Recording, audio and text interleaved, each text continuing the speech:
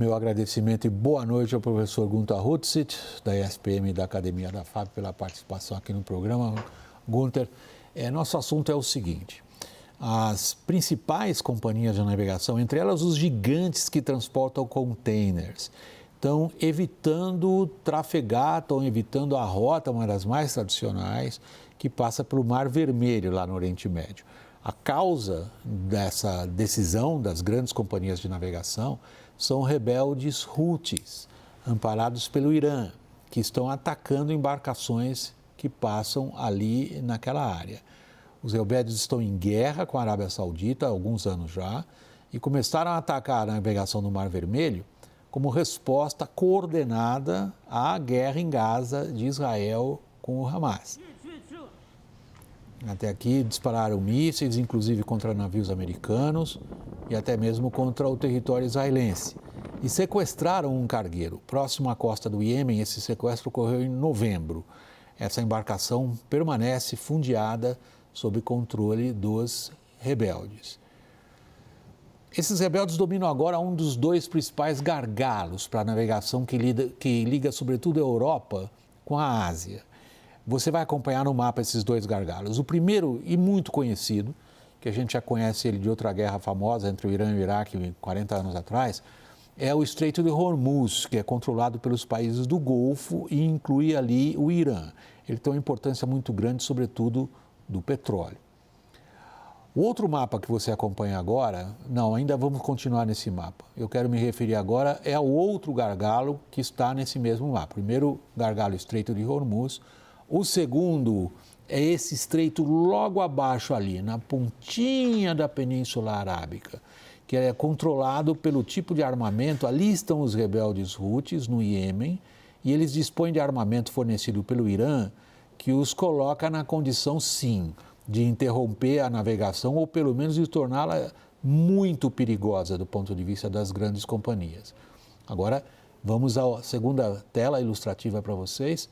O tráfego entre os principais portos europeus para chegar no Oceano Índico ou na Ásia, agora tem que dar a volta pelo continente africano. Isso significa o seguinte: é um aumento de quase 40% da distância e um aumento de até 2 semanas do prazo de tempo para uma embarcação percorrer essa rota. Por exemplo, um porto importante no norte da Europa, como o de Roterdã, até chegar a Singapura, outro destino lá dos mais clássicos, essa rota, tem que dar toda a volta pelo continente africano. A British Petroleum, por exemplo, já parou de usar a rota do Mar Vermelho diante da deterioração das condições de segurança, fazendo com que o preço do barril subisse 5%. Os Estados Unidos, pelo lado deles, montaram uma força-tarefa naval na região, conseguiram interceptar parte dos mísseis e parte dos drones disparados pelos Houthis, mas, e aí é importante a gente observar o seguinte: embora os países da região sejam diretamente afetados pela ruptura dessa rota comercial tradicional pelo Mar Vermelho, ali passa 12% do comércio mundial, apenas o pequeno Bahrein, lá no Golfo, concordou em participar da força-tarefa americana. É bastante óbvio. Os países da região não querem parecer associados de forma alguma ao esforço militar americano, que tem como um dos principais objetivos dar respaldo a Israel na guerra contra o Hamas. Thaís, antes de passar a palavra para o professor Gunter, a gente falar um pouco mais de geopolítica, o que está acontecendo com o preço do petróleo? Não, o preço do petróleo subiu, mas não disparou absurdamente. E a explicação da diferença que nós vimos, por exemplo, da guerra da Ucrânia, é que não vai haver uma interrupção do fornecimento. A oferta ela vai circular, ela só vai chegar mais tarde.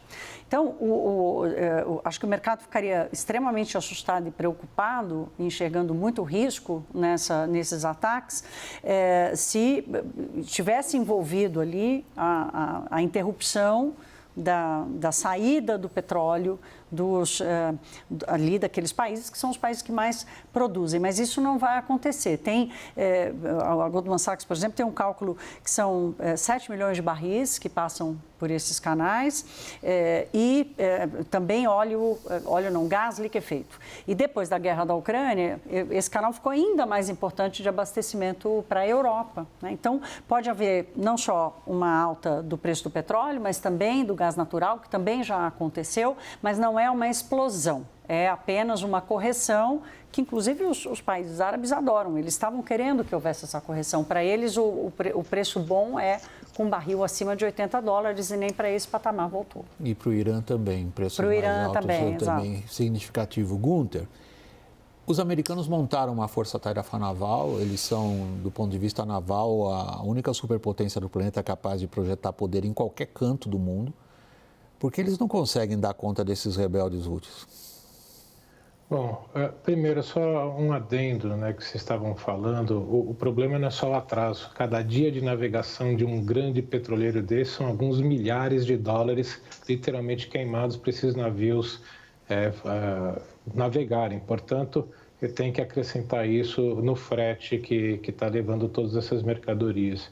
Bom, quanto a efetivamente conseguir combater isso, o símbolo maior está ali do lado, que é a Somália, que faliu, né, no início dos anos 90 e que até hoje, né, tem esse problema de pirataria. É o segundo local com o maior número de ataques piratas no mundo, atrás, né, do Estreito de Malaca, lá no Sudeste Asiático. Então, são pequenas embarcações que você tem de centenas ali que estão navegando legitimamente, pescando, e aí algumas dessas saem para atacar um navio. Então, com você conseguir distinguir o que é legítimo do que é alguém que está se preparando para o ataque pirata é muito difícil. Tem, inclusive, um famoso filme com o Tom Hanks que mostra bem isso.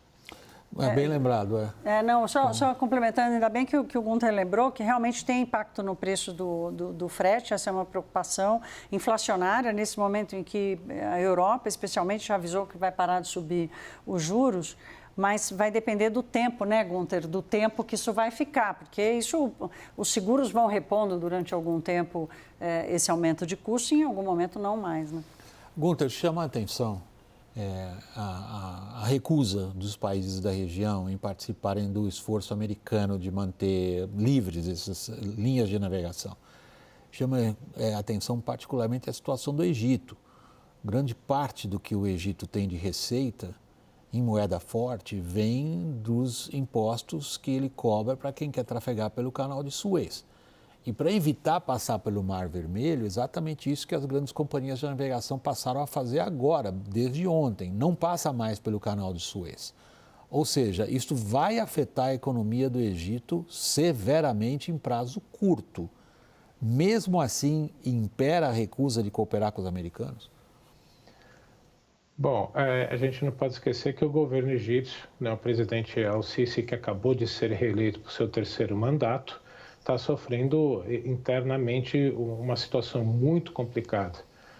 E, portanto, até se comentou de uma possível não reeleição dele, o que era muito difícil porque é uma eleição completamente controlada. O Egito é praticamente uma ditadura que é controlada pelos militares.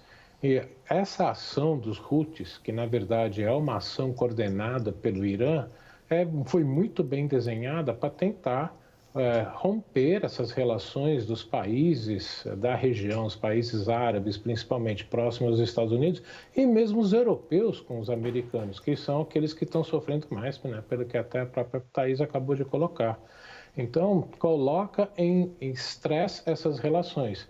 Mesmo assim, a gente não pode esquecer que o governo egípcio não gosta do Hamas tanto quanto o governo israelense, porque a Hamas tem sua origem também na Irmandade, né, muçulmana do Egito, que é um grupo fundamentalista muçulmano que o governo egípcio também combate no seu território. Então, é esse jogo os interesses internos e externos que estão em estresse nesse momento, com essa ação muito bem articulada pelo Irã. Gunther, logo, um dos primeiros desdobramentos dos ataques terroristas do Hamas no 7 de outubro, além, evidentemente, da operação terrestre de Israel em Gaza e dos bombardeios em Gaza, foi a expansão dos combates em várias áreas. Uma a gente acabou de abordar, que foi a postura dos grupos rebeldes Houthis, no uso de mísseis até de longo alcance, tentaram bombardear o território israelense, ali onde eles estão, é quase 1.000 quilômetros de distância, mas outro foi a fronteira norte de Israel com o Líbano, com o Hezbollah. Israel declarou essa semana que não pode tolerar a presença do Hezbollah tal como ela se dá hoje nas suas fronteiras. O que o Israel está querendo dizer? Que o Hezbollah ficou muito forte. Nós estamos, sim, assistindo à expansão do conflito? Eu ainda acho que não, William. Eu acho que não é do próprio interesse iraniano que esse conflito se propague. O Irã está muito mais querendo ser visto como alguém que quer realmente estabelecer a paz na região, ser o facilitador, né, das resoluções, do que vinha até hoje como grande patrocinador dos conflitos na região.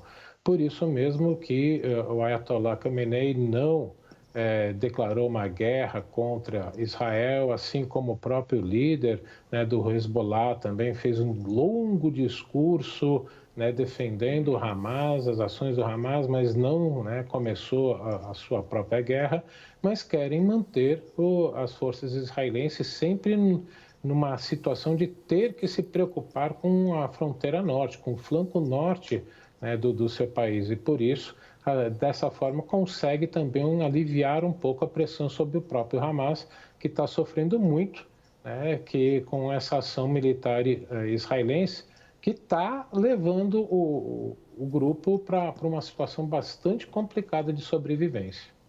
Ô, Gunther, vou roubar o lugar aqui do William um pouquinho, fazer uma pergunta para você, aproveitar que eu estou no debate, porque há uma extensão do conflito, sim, a perspectiva de que ele dure mais tempo, mas o mundo está um pouco esquecendo, assim como deixou a guerra da Ucrânia de lado, também já está deixando a guerra de Israel ali muito localizada, como você disse, inclusive não acreditando na expansão do conflito. O quanto isso gera de custo político e de apoio político a Israel?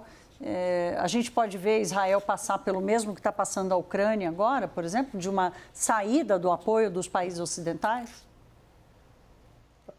Já se tem notícia de que está havendo uma negociação no Conselho de Segurança para se tentar evitar as palavras que poderiam fazer os Estados Unidos vetarem mais uma resolução pedindo cessar-fogo, em que haveria um apoio europeu para isso e que, na verdade, esse conflito ainda, o único que consegue manter esse conflito em andamento apoiando Israel são os Estados Unidos e o governo Biden, inclusive, né, tentando a sua reeleição já no ano que vem, a gente já está a menos de um ano dessa eleição, tem que continuar apoiando para não perder votos internamente.